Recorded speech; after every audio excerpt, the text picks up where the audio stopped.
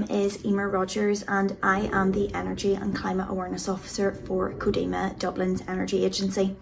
So today I'm going to be talking about the Home Energy Saving Kit, which is a toolkit that's available to borrow in libraries across Ireland, public sector organisations, community groups and also businesses. The Home Energy Saving Kit allows you to do three things. It allows you to investigate energy use in your home, identify any problem areas, and then allows you to take action to make your home more energy efficient.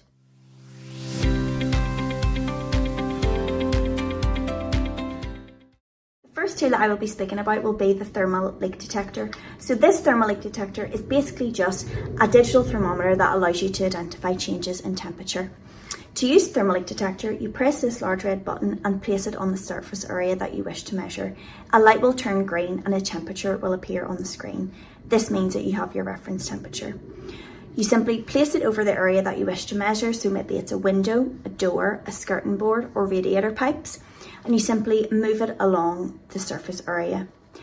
If the light turns red, this means that a warm spot has been identified and you need to insulate. If a blue spot appears, this means that there is a cold draft coming in and you need to draft proof.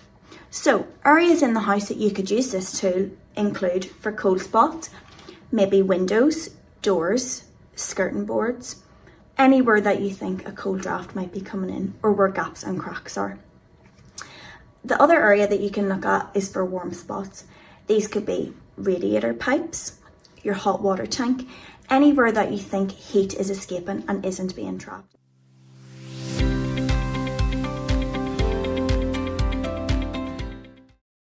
So if you find a warm spot in your home, a red light, or a cold spot in your home, a blue light, there are simple things that you can do and buy at low cost to make sure your home is more energy efficient and more comfortable. So for example, if you find a blue light or a cold spot at windows, doors or skirting boards, there are specific draft excluders that you can get at low cost. Similarly, if you find a warm spot, a red light, you can buy things like foam insulation for radiator pipes, or you can get a lagging jacket for your hot water tank to make sure that heat stays in and is insulated.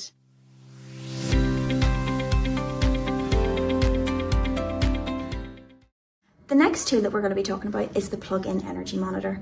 This plug-in energy monitor allows you to measure the amount of energy that appliances in your home are using. So for example, a kettle, a toaster, hair straighteners, washing machine, any appliance that you want to track how much energy is being used. To use it, you simply plug it into a plug socket and plug the appliance in here. Now what I would say and recommend is reset this little button with a pin, a pen or a needle to make sure it says 0 kilowatt hours. From then you just plug in your appliance, and as your appliance is running you'll see the kilowatt hours used. Once you have the kilowatt hours used, you can work out how much your appliances are costing you. So for example, kilowatt hours will come up on the screen and you will multiply that by the unit cost of electricity on your bill. So if your unit cost of electricity on your bill is, let's say, 36 cents per unit, you multiply that by the kilowatt hours and you can see how much the appliance is costing you to run.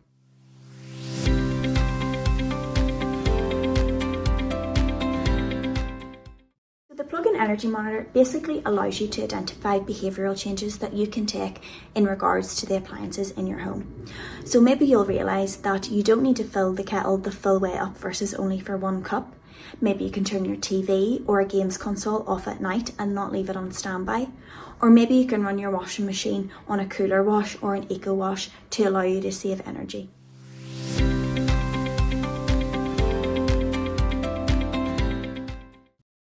So the next tool that we have in the kit is the temperature and humidity meter.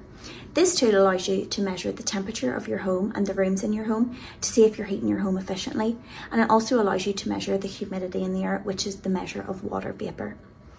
On the right hand side it shows humidity level, and on the left hand side it shows the temperature. To use this tool you simply place it on the area that you wish to measure and turn it on. Make sure to not touch it because our body temperatures affect the temperature on the dial.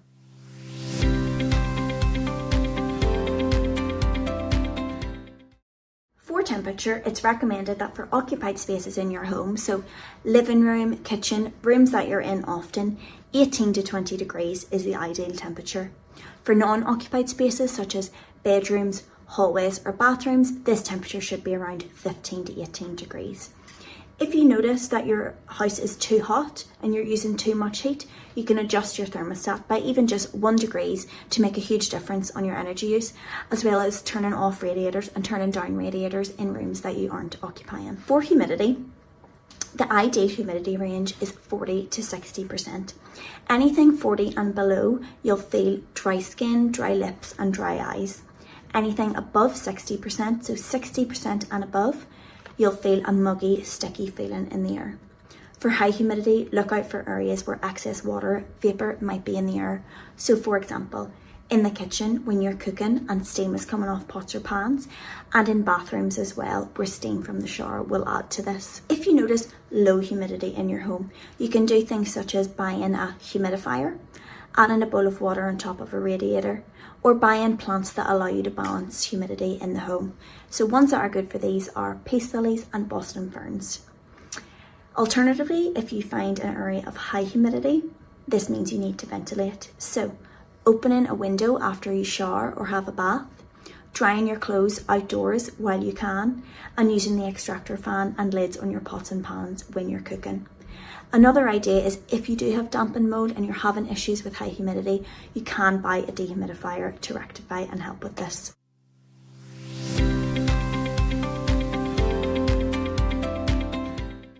The next tool in the toolkit is the radiator key, and this will be of use if you have a wet central heating system. So sometimes air can get trapped in our radiators. You'll often feel this if your radiator is cold at the top and warm at the bottom, and this means that air needs release and your radiator isn't working as efficiently and effectively as it should be. To use this tool, you have to find the bleed valve on your radiator, and this is usually at the top right or the rear of your radiator. Make sure that your intake valve is also open to allow the water to come back into the radiator. Make sure the key fits and have a towel or a bucket handy to catch water that comes out. You simply put it in the bleed valve and turn anti-clockwise. Allow the hissing to stop. When this stops, turn it clockwise and you'll have bled your radiator. To use this radiator key, make sure your central heating system is off at least 1 hour before.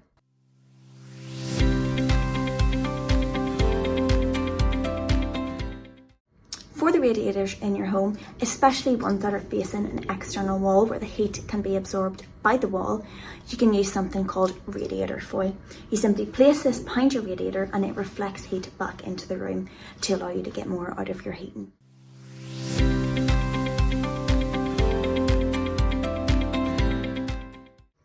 So the next tool in the kit is the fridge freezer thermometer, and this tool basically allows you to see if your fridge and your freezer are working at the correct temperature.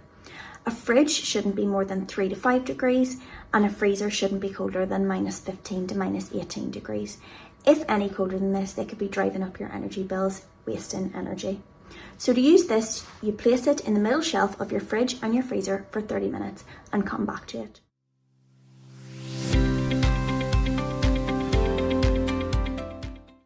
If your fridge is working too hard and it's too cold, and the same with your freezer, you can adjust the temperature on this.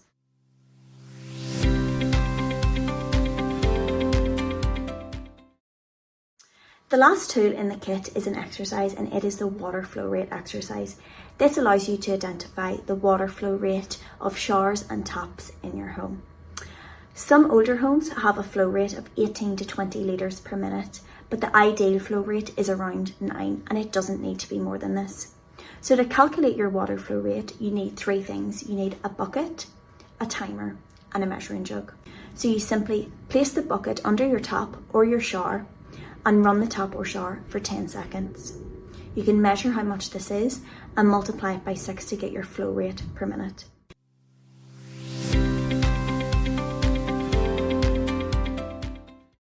If you find that you have a high flow water rate in your home, you can do things like buy aerated faucets for your taps that allow you to reduce the water flow but not the pressure, and you can get eco shower heads as well.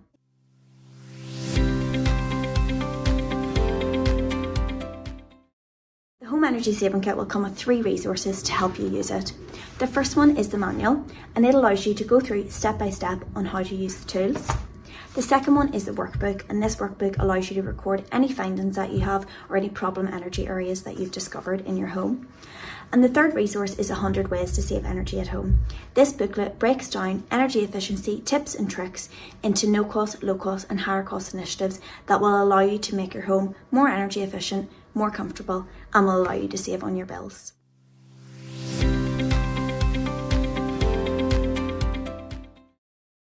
And finally, thank you so much for watching this whistle-stop video on the Home Energy Saving Kit.